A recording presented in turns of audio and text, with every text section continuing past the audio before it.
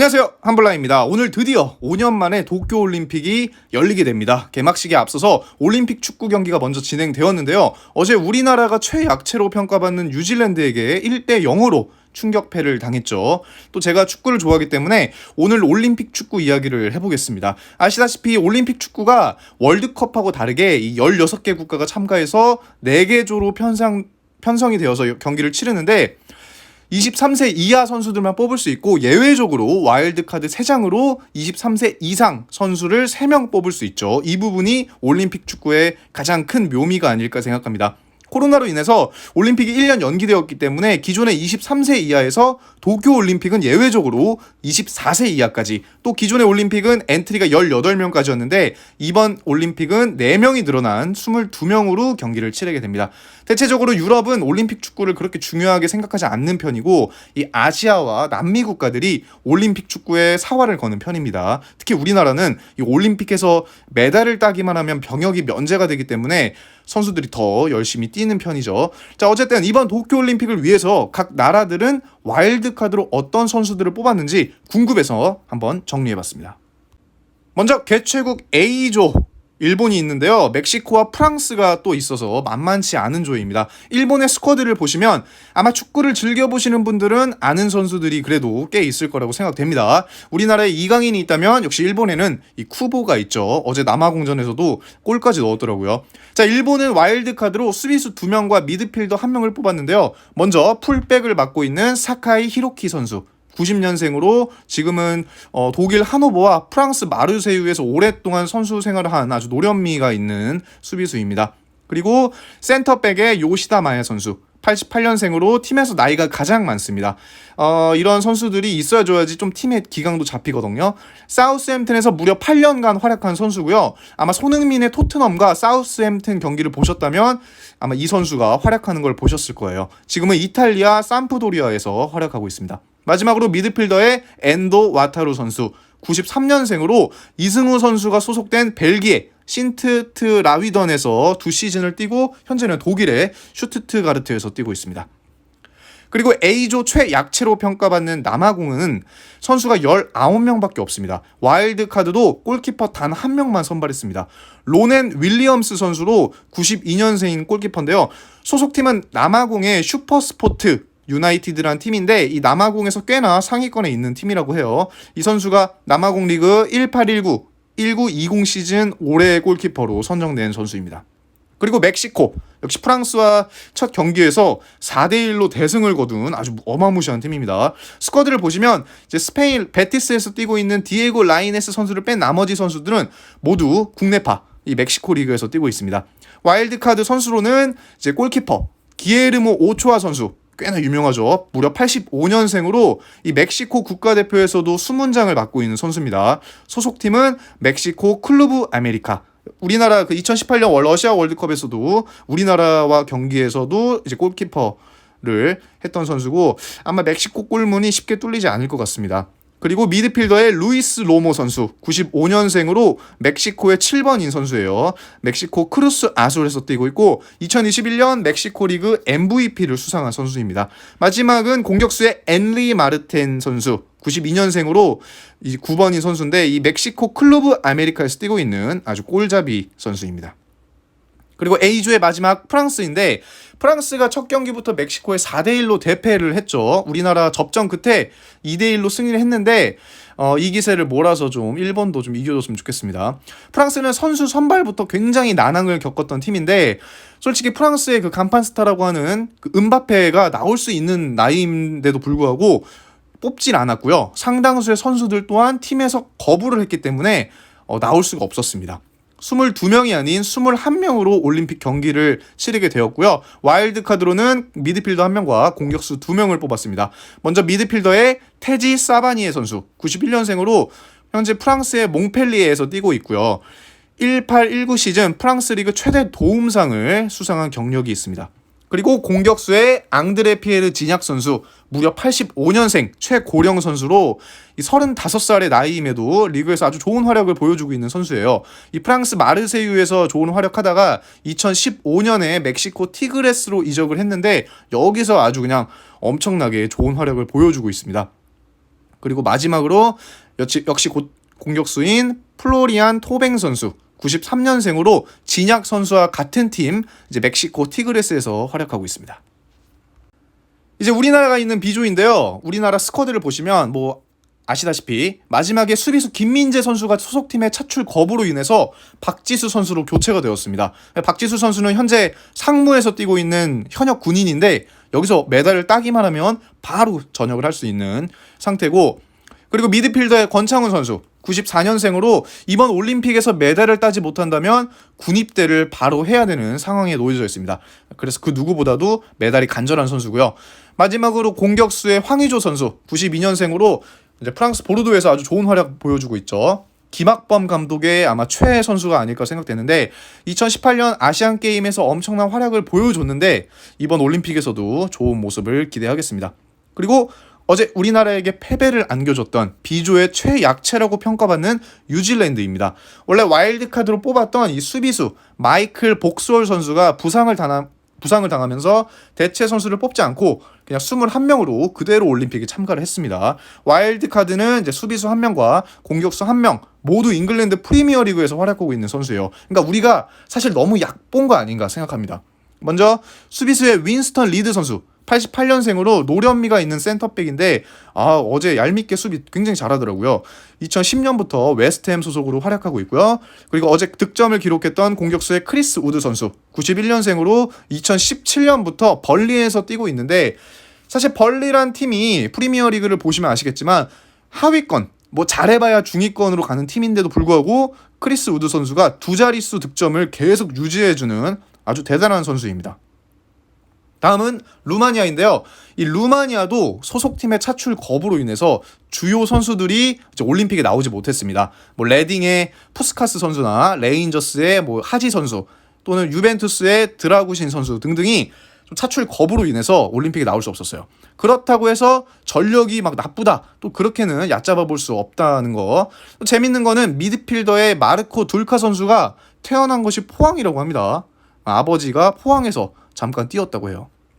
그러니까 루마니아의 와일드카드는 이제 1명으로 수비수인 플로리안 슈테판 선수인데 96년생으로 현재 소속팀이 없는 무직 선수입니다. 무직 선수를 수비수로 뽑았다는 사실이 좀 아이러니한데 어쨌든 그렇습니다. 이 온두라스와의 첫 경기에서 루마니아가 유효 슈팅을 한 개도 기록하지 못했는데 온두라스의 자책골로 인해서 승리를 거머쥐었습니다. 무시할 수 없어요. 그리고 B조 마지막 온두라스입니다. 루마니아에게 패배를 당했기 때문에 아마 온두라스도 우리나라 경기에 모든 것을 걸지 않을까 생각됩니다. 게다가 2016년 리우 올림픽 때 또 우리가 만났지 않습니까? 그때 손흥민 선수가 아주 흐느꼈던 그런 서력전 우리가 또 이번에 해야 됩니다. 온두라스는 와일드카드로 공격수 2명을 선택했는데요. 먼저 공격수 호르에 벵구체 선수 96년생이고 신장이 188cm로 아주 피지컬이 굉장히 뛰어난 선수입니다. 전 시즌에는 이제 포르투갈 보아비스타의 임대로 가서 뭐 생활을 했는데 그렇게 눈에 띄는 성적은 내지 못했고요. 현재는 온두라스의 올림피아에서 뛰고 있습니다. 그리고 공격수와 이제 미드필더가 가능한 브라이안 모야 선수. 이분은 92년생인데 특이하게 앙골라 리그에서 뛰고 있습니다. 이 선수에 대한 정보는 없는데요. 지난주에 급성 맹장 수술을 했다고 합니다. 빠른 쾌유 기대하겠습니다. 다음은 아주 치열한 C조입니다. 스페인, 아르헨티나, 이집트, 호주까지 어디 하나 약볼 수 없는 팀이고 첫 경기에서 스페인이 이집트와 1대1로 비기고 호주가 아르헨티나를 2대0으로 꺾어버렸습니다. 여기는 끝까지 예측을 아주 하기 힘든 조입니다. 먼저 이집트인데요. 살라가 강력하게 올림픽 출전을 원했다고 하는데 결국 차출 거부로 올림픽에 승선하지 못했습니다. 그래도 스페인과 비길 정도면 이집트의 전력도 그렇게 무시할 수는 없습니다. 이집트는 와일드카드로 골키퍼 1명과 수비수 2명을 선택했는데요. 먼저 골키퍼인 모하메드 엘 셰나위 선수 88년생으로 경험이 아주 풍부한 선수고 이집트의 명문구단 알 아흘리에서 뛰고 있습니다. 그리고 수비수인 아하메드 헤가지 선수 91년생으로 이탈리아 피오렌티나와 페루자에서도 뛰었고 잉글랜드 웨스트 브로미치에서도 3년간 뛴 경험이 있는 아주 풍부한 수비수입니다. 경험이 풍부한 서비스고요. 현재는 사우디의 알 이티하드에서 뛰고 있는데 올림픽뿐만 아니라 월드컵에서도 활약을 했기 때문에 살라와 더불어 이집트에서 인기가 많은 선수라고 합니다. 그리고 마지막으로 수비수 마흐무드 함디 선수 95년생이고 이집트의 자말레크에서 뛰고 있습니다. 그리고 스페인인데요. 스페인 리그는 특이하게 올림픽 대표 차출 거부를 행사할 수 없다고 합니다. 그래서 유로 2020에서 활약한 선수들 우나이 시몬, 페드리, 파우 토레스, 다니 올모, 에릭 가르시아, 미켈 오야르사발까지 6명이나 포함되어 있습니다. 라리가를 즐겨보시는 분들은 꽤나 눈에 익은 선수들이 많을 거라고 생각합니다. 와일드카드로는 미드필더 2명과 공격수 1명을 뽑았는데 모두 96년생으로 와일드카드 선수들도 굉장히 젊습니다. 먼저 미드필더인 미켈 메니도 선수 96년생으로 레알 소시에다드에서 활약하고 있고, 미드필더인 다니 세바요스 선수 역시 96년생으로 레알 마드리드 소속인데 아스날에서 2시즌 동안 임대되어서 활약했습니다. 아스날에서 77경기를 뛰면서 2골과 5개의 도움을 기록했고요. 마지막으로 공격수 마르코 아센시오 선수 96년생으로 레알 마드리드 소속인데요. 지난 시즌에 49경기 7골밖에 기록하지 못하면서 이 유로 2020 대표팀에는 또 뽑히지 못했던 아주 불운이 있는 선수네요. 그러니까 스페인은 워낙 선수들이 화려해가지고 와일드카드 선수들이 크게 돋보이지 않는 팀이라고 볼 수 있겠습니다. 다음은 아르헨티나인데요. 우리나라랑 평가전에서 2대2로 비기기도 했죠. 이때 느낌이 약간 쎄하더니 결국 호주에게 2대0으로 처참히 패배했습니다. 바로 얼마 전에 코파 아메리카가 열렸고 거기서 이제 아르헨티나가 우승을 거머쥐었는데 그 때문인지 몰라도 와일드카드로는 골키퍼 딱 1명만을 뽑았습니다. 골키퍼인 헤레미아스 레데스마 선수인데요. 93년생이고 현재는 스페인의 카디스로 임대되어 생활 중입니다. 자, 그리고 C조의 마지막 복병 호주입니다. 아르헨티나를 아주 2대0으로 이길 거라고 생각도 못했는데 뒷심이 있는 팀이네요. 호주 역시 와일드카드로 딱 1명만을 뽑았는데요. 바로 공격수 미첼 듀크 선수를 뽑았습니다. 91년생으로 호주의 웨스턴 시드니 원더러스에서 활약하고 있고 17경기 6골로 아주 준수한 활약을 펼치고 있네요. 특이사항으로는 이제 국가대표 데뷔전을 2013년 서울에서 열린 우리나라와의 경기에서 치른 적이 있습니다. 자, 이제 마지막 D조입니다. 여기도 C조 못지않게 죽음의 조인데 특히 리우 올림픽 디펜딩 챔피언인 브라질과 결승전에서 브라질에게 패배했던 독일, 그리고 아프리카의 강팀 코트디부아르, 아시아의 사우디아라비아가 있습니다. 첫 경기부터 브라질과 독일 아주 빅매치였는데 브라질이 4대2로 독일을 솔직히 무자비하게 그냥 발라버렸습니다. 그리고 코트디부아르도 사우디와 접전 끝에 2대1로 승리를 거머쥐었고요.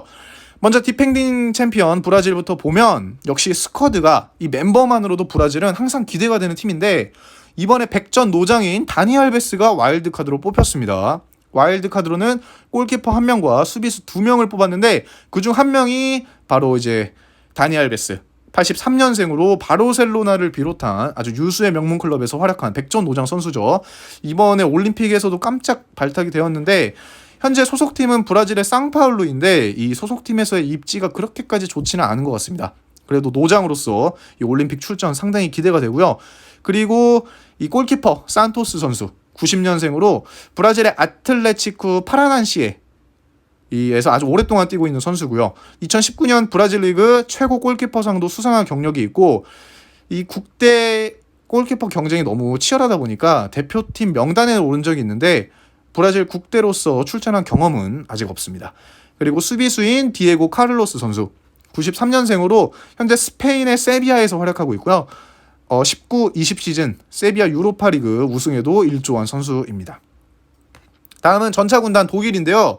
사실 2018년 러시아 월드컵 때 우리나라한테 2대0으로 패배한 뒤로 이제 꾸준히 하락세를 겪고 있는 독일인데 와일드카드로는 미드필더 2명과 공격수 1명을 뽑았습니다. 먼저 미드필더인 막시밀리안 아르놀트 선수 94년생으로 독일 볼프스부르크에서 활약하고 있고요. 2013년에 데뷔해서 이제 원클럽맨으로 볼프스부르크에서 활약하고 있습니다. 그리고 미드필더인 나딤 아미리 선수 96년생으로 독일 레버쿠젠에서 활약하고 있는데 이 선수는 특이사항이 아프가니스탄 난민 출신이라고 합니다. 그리고 레버쿠젠에서도 좋은 활약을 보이고 있고 2019년 독일 국가대표 데뷔 이후에 5경기를 출전한 좀 이력이 있습니다. 마지막으로 공격수 막스 크루제 선수 88년생으로 독일 우니온 베를린에서 뛰고 있습니다. 지난 시즌 22경기를 출전해서 11골 그리고 5도움 대단한 기록을 거둔 공격수입니다. 그리고 코트디부아르인데요.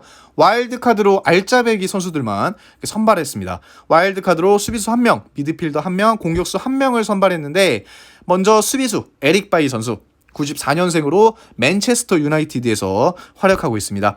이 무릭뉴가 맨유에서 처음 영입한 선수가 바로 이 에릭 바이 선수인데 맨유에서 솔직히 그렇게까지 대단한 활약을 보여주고 있지는 못한 것 같습니다. 또 공교롭게도 무릭뉴가 AS 로마를 갔는데 현재 약간 AS 로마와 뭔가 이적설이 돌고 있는 선수기도 하고요. 그리고 미드필더인 이제 프랑크 캐시에 선수 96년생으로 AC 밀란에서 활약하고 있습니다. 사실상 세리에에서 커리어를 시작한 선수로 이 AC 밀란에서도 주전 선수로 활약하고 있고 코트디부아르 국대에서도 중원을 책임지고 있는 아주 중요한 선수입니다.